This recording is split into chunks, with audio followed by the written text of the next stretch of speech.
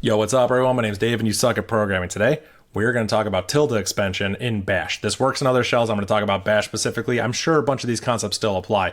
It's surprisingly complicated. There's some weird gotchas with it. I'm going to show how to deal with it, okay?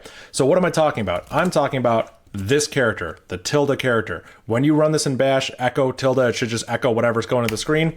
It gives me users Dave. That is my home directory. Super useful. You can use that. You've probably seen this a bunch of times on the shell.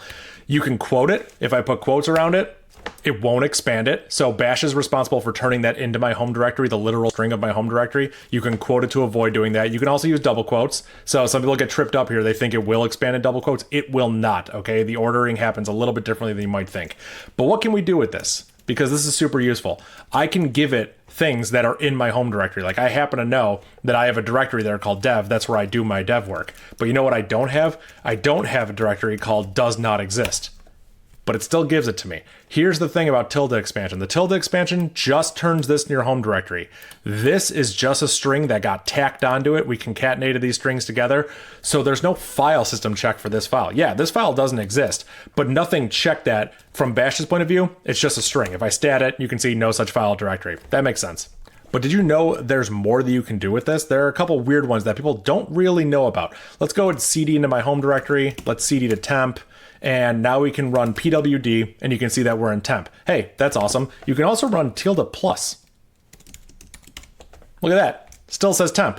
That's our current working directory. You can run tilde minus, and it has my home directory. That was my previous directory. So the first one, tilde plus, that is pwd, and the tilde minus, that is old pwd, if it is set. Pretty cool. I never really used these, but they're kind of cool. They were in the Bash man page. That was fun learning about them. We can also do some other cool stuff with this. Tilde Dave.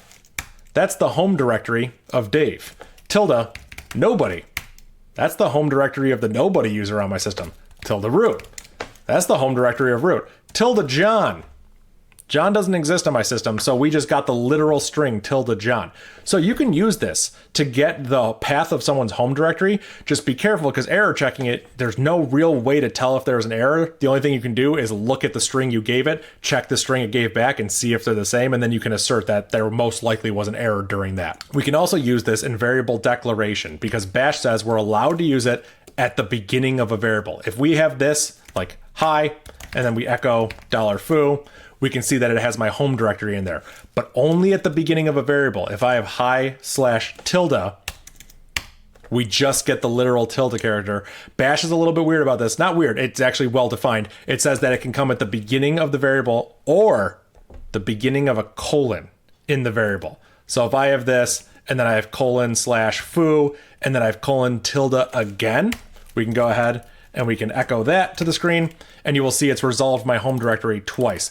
This is useful if you've ever modified variables like path. If this on your machine will tell it the path of where all your executables are. They're separated by colons, and this is why it's useful for that, because you can make a path variable and it will expand the tildes after the colon, because this is just common. This is just something you see a lot.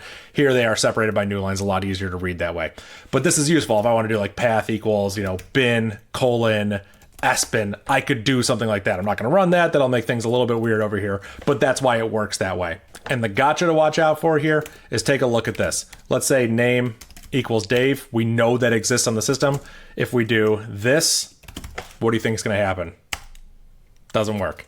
Now, you might think, Dave, I'm smart. I watch your content a lot. I know to quote my expansions. Well, we know quoting the tilde won't work, but you're like, Dave, I've watched your stuff enough. I know to quote just the variable expansion and run this.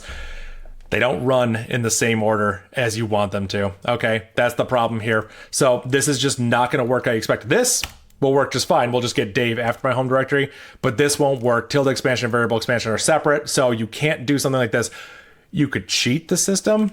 You could run this whole thing through eval, and this will work, but of course it's eval, so be careful with this. There's a lot of weird gotchas. I know the name Dave is safe, but what if I had unsafe characters in there, semicolons, things like that? It can get gnarly pretty quick. There's probably safe ways to do it. I don't know. My only question would be is, why are you trying to determine the path of someone else's home directory? Maybe rethink your process structure at that point when you're like programming something like, why would you need that information? Not in a judging way, but if you're running like an install script for someone, maybe they should be the one running that, and then it's as simple as getting their home directory. So yeah, there's a little Tilde deep dive in Bash for you.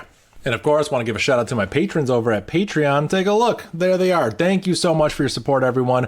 I appreciate it. As you can see, we have 39 active members now. That's wild. 11 of you are in the top tier. Thank you so much. I appreciate it so much. I like to read out the names, but I said that I might not do that in the future, so I'm going to try not doing it this episode. It feels weird. It feels like I really should be reading out these names. Let me know how you guys feel about that. If you're one of my patrons and you're over here like, oh, Dave, I feel completely devastated. Listen, I get it, because I feel that way in my heart too. But thank you so much for your continued support. Honestly, I appreciate it. I think that's super cool. And yeah, have a good one, everyone. Yo, what's up? My name's Dave, and you suck at programming. Today, we are going to talk about Tilde. That's not how you pronounce it.